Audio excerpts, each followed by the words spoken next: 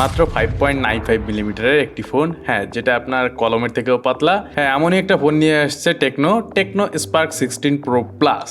নামটাই অনেক বড়। ফোনটিতে রয়েছে 144 হার্জের রিফ্রেশ রেট, রেজুলেশন রয়েছে 1.5K এবং ফোনটিতে JBL এর সাউন্ড রয়েছে। মানে কি বলবো, ফোনটিতে কি নেই। এবং ব্যাটারিও রয়েছে 5000 mAh এর, 45 ওয়াটের ফাস্ট চার্জিং রয়েছে এবং সিকিউরিটি আপডেট দেবে 5 বছর। মানে একটা ফুল কম্প্যাক্ট প্যাক বলতে পারেন। তো চলুন আমরা ভিডিওতে দেখে আসি, সবকিছু ডিটেল একটু জেনে আসি। আসলে এই দামে এত কিছু দিচ্ছে, এগুলো ভ্যালু হচ্ছে নাকি আমাদের টাকা জ্বলা যাচ্ছে, চলুন আমরা দেখে আসি। প্রথমে আসি ফোনটির থিকনেস মাত্র 5.95 মিলিমিটার এবং ওজন মানে কি বলবো, বাতাসের থেকেও পাতলা বলা যায়।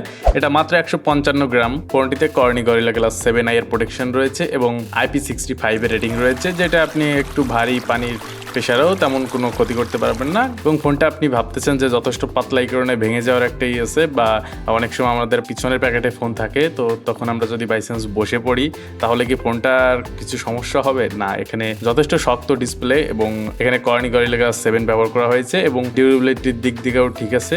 বাইরে প্লাস্টিক থাকলেও ভিতরের ফ্রেমটা তো অ্যালুমিনিয়ামের, এই কারণে বাঁকা হওয়ার যে চিন্তা ভাবনাটা যে পাতলা এই কারণে বাঁকা হয়ে যাবে, এই ভয়টা আপনার থাকছে না। ডিসপ্লেতে রয়েছে 6.78 ইঞ্চের অ্যামোলেড ডিসপ্লে এবং এটা 144 হার্জ পর্যন্ত সাপোর্ট করছে, যেটা বলছিলাম। এবং এখানে ব্রাইটনেস রয়েছে 4500 পিক ব্রাইটনেস রয়েছে, যেটা আপনি আউটডোরেও খুব ভালোভাবে ব্যবহার করতে পারবেন এবং ভিডিও আউটডোরও দেখলে সূর্যের আলোতেও এটা সুন্দরভাবেই কাজ করবে, আপনার কোনো স্ট্রাগল করতে হবে না। প্রসেসর রয়েছে মিডিয়াটেক হিলিও G200। হ্যাঁ, এটা 100 এর একটা আপডেট কপি বলা যায়। এখানে তেমন কোনো পরিবর্তন করা হয়নি, হালকা পাতলা জাস্ট হালকা কিছু পরিবর্তন করা হয়েছে। যাদের G100 ইউজ করার অভিজ্ঞতা আছে বা পারফরমেন্স সম্পর্কে ধারণা আছে, তারা এইটা সহজেই ধারণা পেয়ে যাবেন যে G200 কতটা কার্যকরী। ফোনটি দুইটা ভেরিয়েন্টে বের হয়েছে, কিন্তু এখানে UFS টাইপ রয়েছে 2.2। এইটা আর একটু আপডেট করলে ভালো হতো। ক্যামেরা সেকশনে এখানে একটাই ক্যামেরা রয়েছে, হ্যাঁ, যদিও তিনটা দেখা যাচ্ছে, কিন্তু এই তিনটা ক্যামেরা না, এখানে একটাই ক্যামেরা। 50 মেগাপিক্সেলের রয়েছে মেইন সেন্সর এবং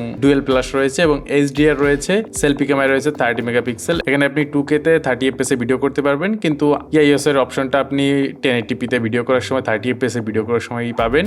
এছাড়া আপনি ওআইএস এর সুবিধাটা আপনি এখানে পাচ্ছেন না। ফোনটি যথেষ্ট পাতলা করা সত্ত্বেও এখানে ভালো একটা ব্যাটারি ইউজ করা হয়েছে, 5160 mAh এর ব্যাটারি ইউজ করা হয়েছে এবং 45 ওয়াটের একটি চার্জার ব্যবহার করা হয়েছে, যেটা 22 মিনিটে 50% চার্জ কমপ্লিট করে দিতে পারবে এবং চার্জও খুব একটা বার্ন করে তেমনও না।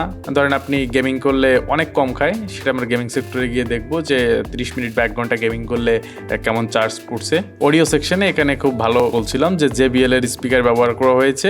3.5 মিলিমিটার হেডফোন জ্যাকটি এখানে মিসিং, যেটা আপনি পাচ্ছেন না। আপনার এয়ারবাড দিয়ে ব্যবহার করতে হবে। ডুয়েল সিম এখানে ব্যবহার করতে পারবেন। ওয়াইফাই ভার্সন 5 এবং ব্লুটুথ ভার্সন 5.4 ইউজ করতে পারবেন।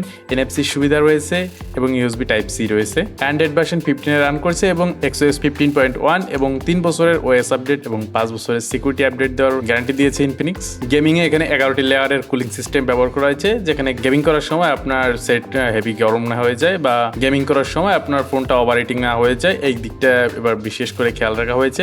এবং গেমিং এর প্রসেসরে যেটা বললাম G100, যাদের অভিজ্ঞতা আছে G100 চালানোর বা ওইটার পারফরমেন্স কেমন সেটা যদি জানা থাকে, তাহলে আপনি G200 এর পারফরমেন্সও গেস করতে পারবেন। অনেকটাই সিমিলার, হালকা একটু বেশি হচ্ছে, কিন্তু সেটা তেমন কোনো ইফেক্ট পড়ছে না। গেমিং এ আপনি ফ্রি ফায়ার বা PUBG 60 FPS পাবেন, এর বেশি পাচ্ছেন না, কিন্তু একটু ওভারহিটিং হলে একটু ফ্রেম ড্রপ করতেছে। ফ্রি ফায়ার PUBG ভালোই খেলা যাচ্ছিল, কিন্তু আপনি যে এক্সপেকটেশন খুব করবেন যে এখান থেকে আমি খুব হেভি গেম খেলবো বা 60 FPS দিয়ে আপনি ফুল পাচ্ছেন, তেমন না। এখানে তারপরেও একটা ল্যাগের দেখা পাচ্ছি। 60 FPS হলেই যে আপনি সেই বাটার স্মুথটা পাবেন, সেটা আপনি পাচ্ছেন না। এবার আসি কেমন ব্যাটারি বার্ন হবে। আপনি 30 মিনিটের মধ্যে PUBG খেললে সেখানে আপনার 7 থেকে 8% মতো চার্জ বার্ন হবে এবং ফ্রি ফায়ার খেললে 7% মতো যাচ্ছিল। চলুন ফোনটির কিছু ভালো দিক ও খারাপ দিক নিয়ে আলোচনা করা যাক। ভালো দিকের ভিতর প্রথমেই বলা যায় 5.95 মিলিমিটার মাত্র, যেটা বিশ্বের একমাত্র ফোন বলা যায় যে এত পাতলা করা হয়েছে। এই বাজেটে মাত্র 22-23 হাজার টাকার ভিতরে এমন ফোন তৈরি করা আছে এবং এটার ওজন রয়েছে 155 গ্রাম। মানে কি বলবো,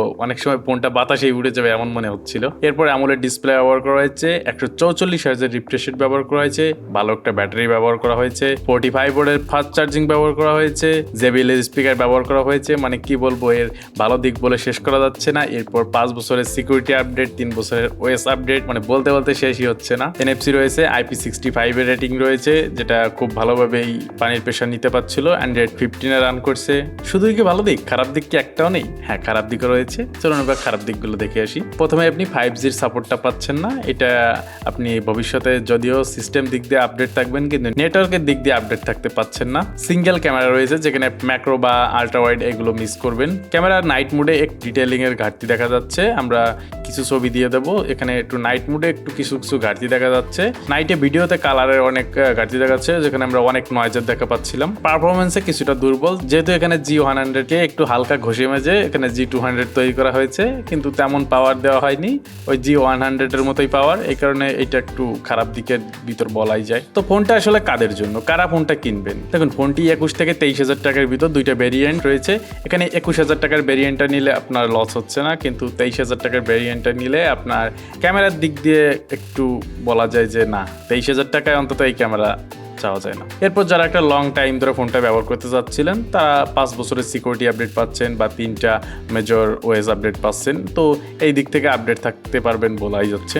তো ফোনটা কাদের জন্য? যারা হালকা পাতলা গেমিং করেন বা একটু কন্টেন্ট ক্রিয়েশন করেন বা টুকটাক এডিটিং এগুলো করেন, তাদের জন্য ফোনটা ঠিক আছে, তারা সুন্দরভাবে নিতে পারবেন। বা যারা লং টাইম ফোনটা ইউজ করতে চাচ্ছেন বাট হেভি ইউজ করবেন না, নর্মাল ইউজের জন্য, তাদের জন্য ঠিক আছে। এই ফোনটার সাথে তুলনা করলে এই বাজেটে আরও 2-4টা ফোন রয়েছে। রিয়েলমির কিছু ফোন রয়েছে, কিন্তু সেগুলো ক্যামেরার দিকে একটু ভালো হলেও কিন্তু তারা আপনাকে এমন 5 বছরের সিকিউরিটি আপডেট বা 144 হার্জ বা 1.5K রেজুলেশনের ভালো একটা ডিসপ্লে এগুলো আপনাকে দিচ্ছে না। তো এই দিক থেকে আপনাকে একটু ভেবে চিন্তে নিতে হবে। আপনি এই দামে ভালো পারফরমেন্স পেয়ে যাবেন, কিন্তু আপনার বাকি দিকগুলোও দেখতে হবে। যদি আপনি সরাসরি সেগুলোর দিকে যেতে চান, তাহলে আপনার অন্য ফোন দেখতে হবে। আর না হলে এইটা যদি আপনি একটা পাতলা ফোন বা একটা ওজন কমওয়ালা ফোন চান, তাহলে আপনার এইটার দিকে আসতে হবে। তো সব মিলে আমার মতামত যে আপনি ফোনটা নিলে আপনার ঠকা হবে না। যদি আপনি 21,000 টাকার ভেরিয়েন্টটা নেন, তাহলে আপনার ঠকা হবে না, যেহেতু এখানে অনেক কিছুই অনেক ভালো দিক রয়েছে। JBL এর সাউন্ড রয়েছে, IP65 এর রেটিং রয়েছে, ভালো একটা ব্যাটারি, এরপর অনেক পাতলা একটা ফোন পাচ্ছেন, 6 মিলিমিটারের থেকেও কম, এবং ওজন রয়েছে মাত্র 155 গ্রাম, এবং এটা যথেষ্ট শক্ত। তো যারা একটু স্টাইলিশ চান, আবার পিছনে ক্যামেরার ওইখানে একটা ছোট একটা LED ব্যবহার করা হয়েছে, যেটা নোটিফিকেশনের জন্য। তো এগুলো স্টাইলিশ দিক দিয়ে একটু ভালোই খেয়াল রাখা হয়েছে, এবং AI এর অনেক ফিচার রয়েছে। তো অ্যাডভান্স থাকা যাচ্ছে, AI এক্সপ্যান্ড বা অবজেক্ট রিমুভ, এগুলো আপনি অনেক কিছুই পাচ্ছেন। তো সেই দিক থেকে আমার মতে আপনি ফোনটা নিলে আপনার ঠকা হবে না। তো যাই হোক, ভিডিওটি ভালো লাগলে একটু লাইক করবেন, কমেন্ট করবেন এবং সাবস্ক্রাইব করে দিবেন। এরপরে কি নিয়ে আপনারা ভিডিও চাচ্ছেন বা কোন ফোনটা রিভিউ চাচ্ছেন আমাকে কমেন্ট করে জানিয়ে দেবেন। ততক্ষণের জন্য বাই।